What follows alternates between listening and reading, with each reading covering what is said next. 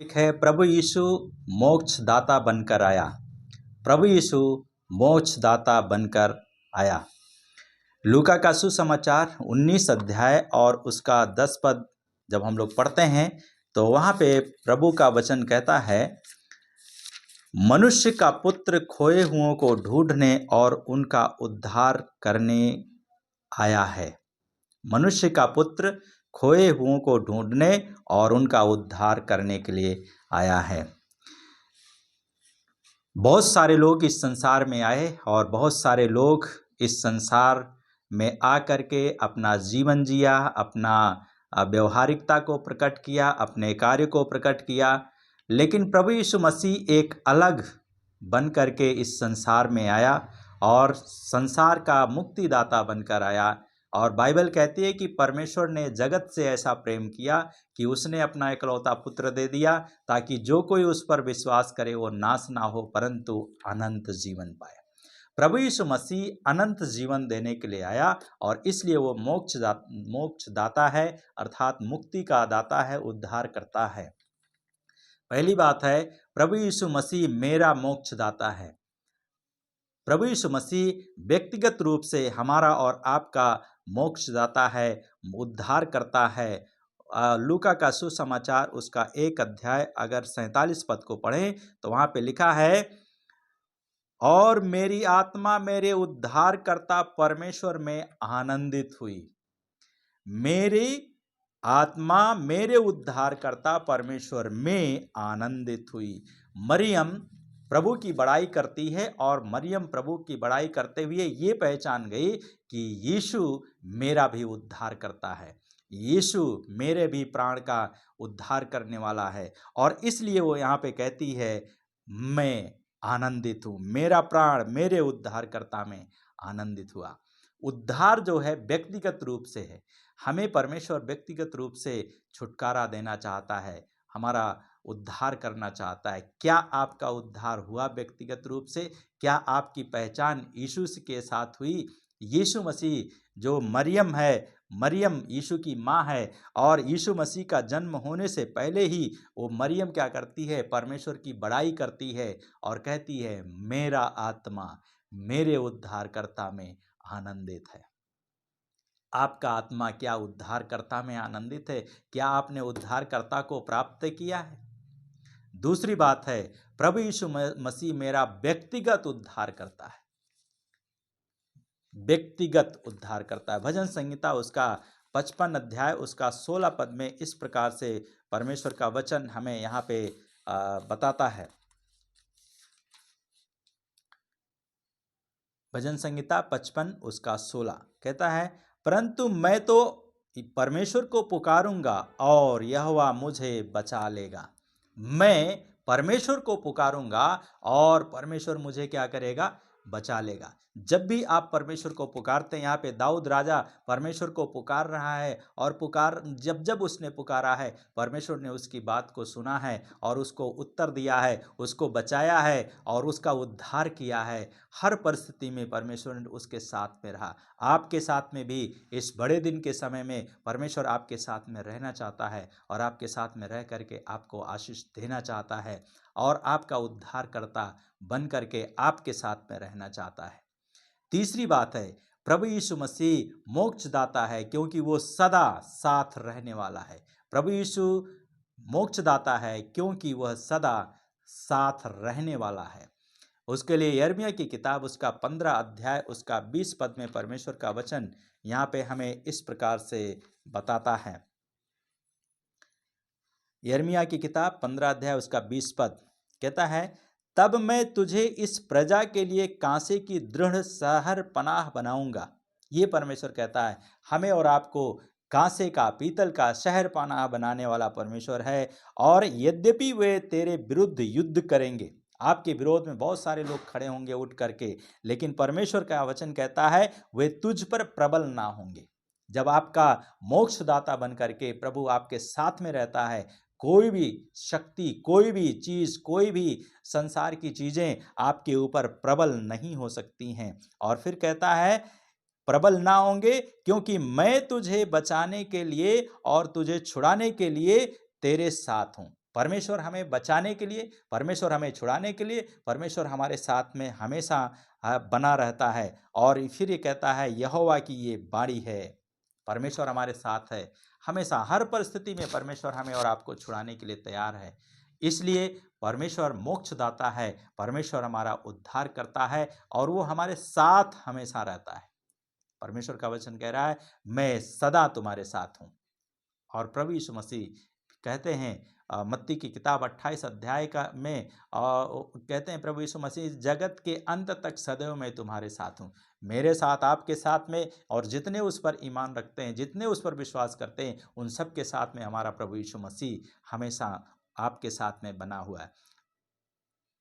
चौथी बात है प्रभु यीशु मोक्षदाता है क्योंकि वह सामर्थी उद्धार करता है।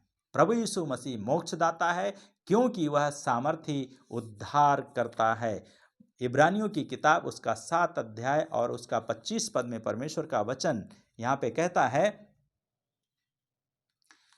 अतः जो उसके द्वारा परमेश्वर के समीप आते हैं, अतः जो उसके द्वारा मतलब कोई भी व्यक्ति यीशु मसीह के द्वारा परमेश्वर के पास में आता है, परमेश्वर उसका पूरा पूरा उद्धार करने में समर्थ है, मतलब शक्तिशाली है, ताकतवर है।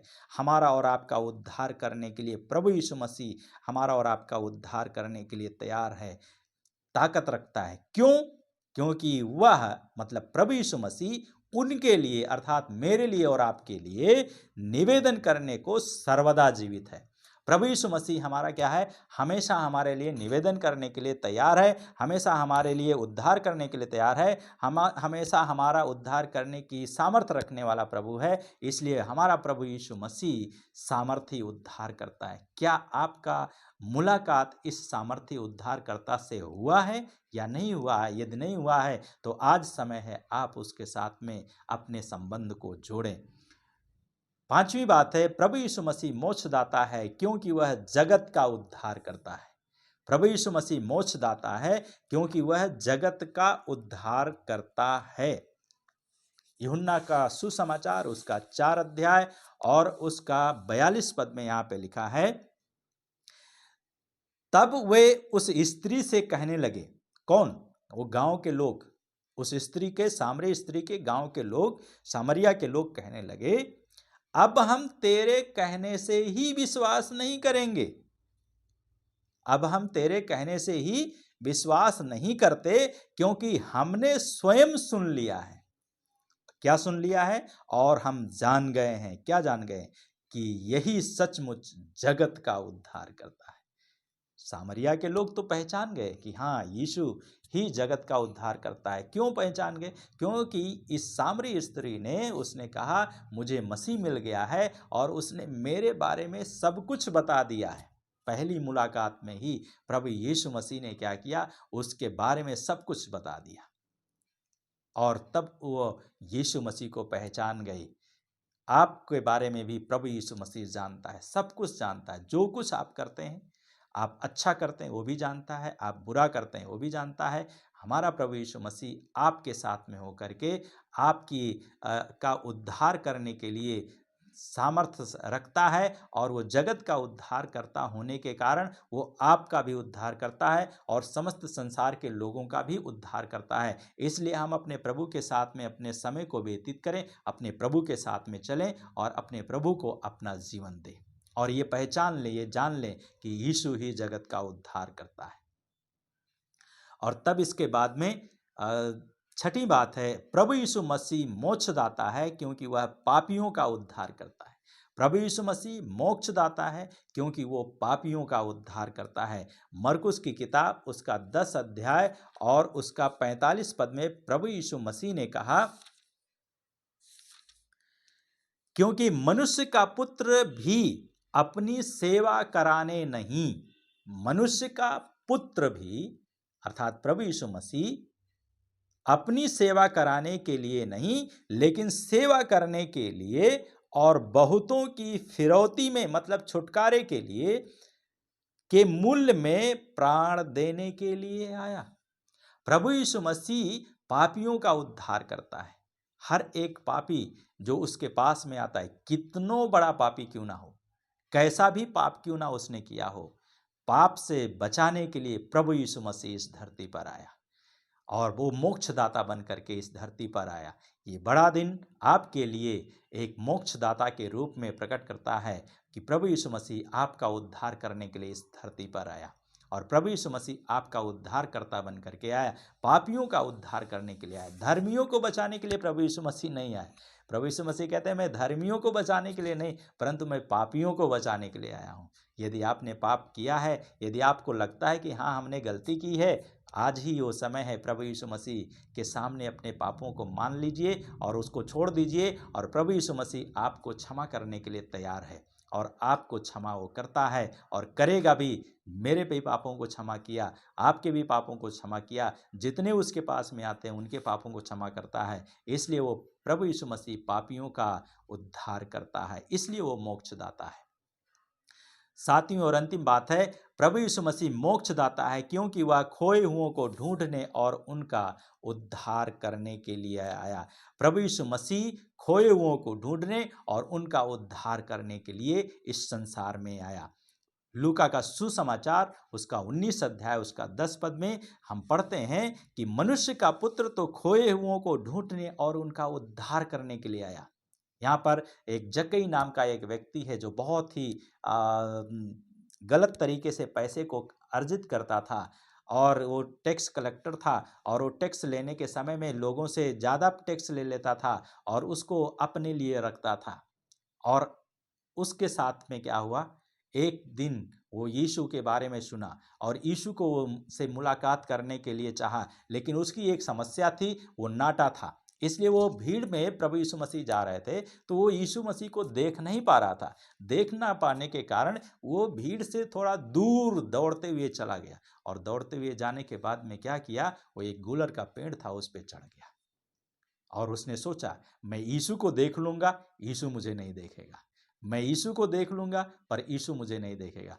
लेकिन प्रभु यीशु मसीह सब कुछ जानता है, जो हमारे मन में चलता है, जो हमारे विचार में चलता है, वो सब कुछ जानता है। और इसलिए जब वहाँ पे प्रभु यीशु मसीह पहुँचते हैं उस पेड़ के नीचे, तो प्रभु यीशु मसीह ऊपर देखते हैं और ऊपर देखने के बाद में कहते हैं, जक्कई शीघ्र नीचे उतर आ, आज मुझे तेरे घर में चलना है, आज मुझे तेरे घर में खाना खाना है, तेरे साथ रहना है।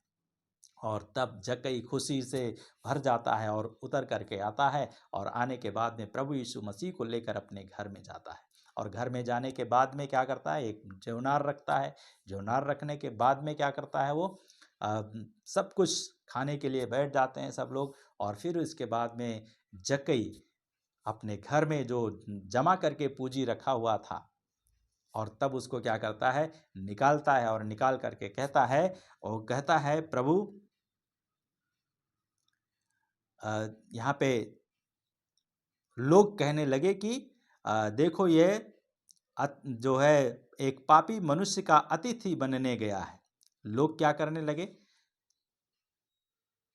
यीशु का मजाक उड़ाने लगे। यीशु का को मजाक में लेकर के कहते हैं, 7 पद में लिखा है 19 का 7, लूका 19 का 7 में, जब लोगों ने ये देखा तो वे सब के सब ये कहकर कुड़कुड़ाने लगे, यह तो एक पापी मनुष्य का अतिथि बनने गया है। एक पापी मनुष्य का अतिथि बन, हमारा प्रभु आपका अतिथि बनना चाहता है। क्या आप यीशु को अपना अतिथि बनाएंगे? केवल अतिथि नहीं बनना चाहता है, लेकिन वो आपका जीवन को बदलना चाहता है। यीशु मसीह आपका धर्म नहीं, आपका जीवन को बदलता है। आप पुरुष हैं तो पुरुष ही रहेंगे, स्त्री है तो स्त्री ही रहेंगे। और इसलिए वो आपका पुरुष से स्त्री नहीं बना देगा, ना स्त्री से पुरुष बना देगा। आप वही रहेंगे, बशर्ते आपका जीवन में परिवर्तन हो जाएगा। जिस प्रकार से जक्कई का जीवन में परिवर्तन हो गया। क्या हो गया? जक्कई ने खड़े होकर प्रभु से कहा, देख प्रभु देख, मैं अपनी आधी संपत्ति कंगालों को दे दूंगा, और यदि मैंने किसी से अन्याय करके कुछ भी लिया है तो उसका चौगुना लौटा दूंगा। ये है उद्धार का मतलब। जब प्रभु यीशु मसीह आता है, एक लेने वाला व्यक्ति देने वाला बन जाता है। उसको समझ में आ जाता है ये सब बेकार है, धन संपत्ति। धन रहना जरूरी है, चाहिए, लेकिन बिना अनर्गल जो धन लोग कमाते हैं वो अच्छा नहीं है।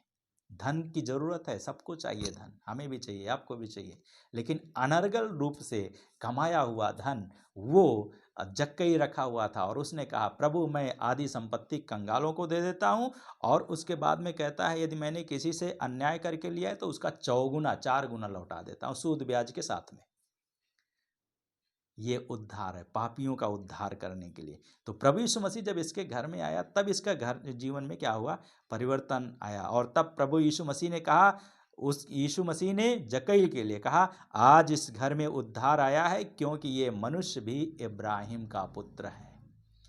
आज इस घर में उद्धार आया है। मेरा प्रभु यीशु मसीह आपको भी पाप से बचाने के लिए आया है। क्या आप बचने के लिए तैयार हैं? प्रभु यीशु मसीह मोक्षदाता है।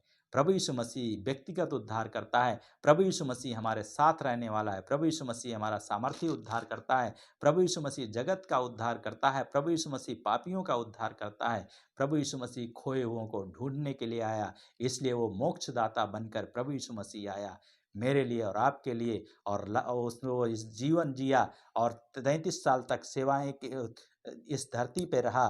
फिर वो क्रूस पर चढ़ गया, आपके लिए, हमारे लिए, संसार के लोगों के लिए मर गया, हमारे पापों से हमको बचाने के लिए, क्योंकि पापों की क्षमा के लिए लहू बहाया जाता था और आज भी लोग बहाते हैं। लेकिन प्रभु यीशु मसीह ने पवित्र और निष्कलंक और निर्दोष और निष्पाप लहू को बहाया, और उसने हमारे लिए बहाया ताकि हमें निष्पाप बना सके, हमें निष्कलंक बना सके, हमें निर्दोष बना सके, और हमें निष्कलंक बनाकर परमेश्वर के सामने खड़ा कर सके।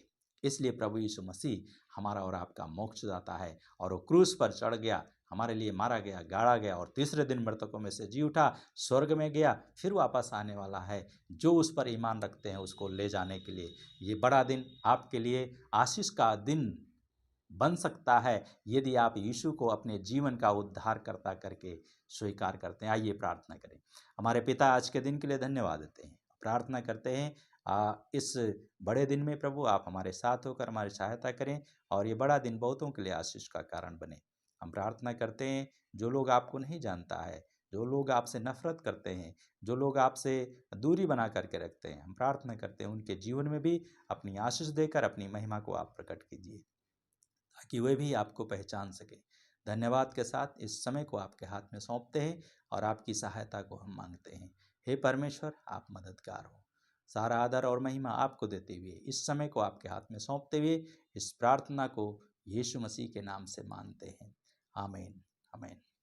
प्रभु आप सबको आशीष दे, और प्रभु यीशु आपका जीवन में जन्म लेना चाहता है, आपके साथ में रहना चाहता है, आपके घर में रहना चाहता है, आपका जीवन में रहना चाहता है। क्या आप उसको अपने जीवन में इस बड़े दिन में अपने साथ में लेकर चलना चाहते हैं? शो परमेश्वर आपको आशीष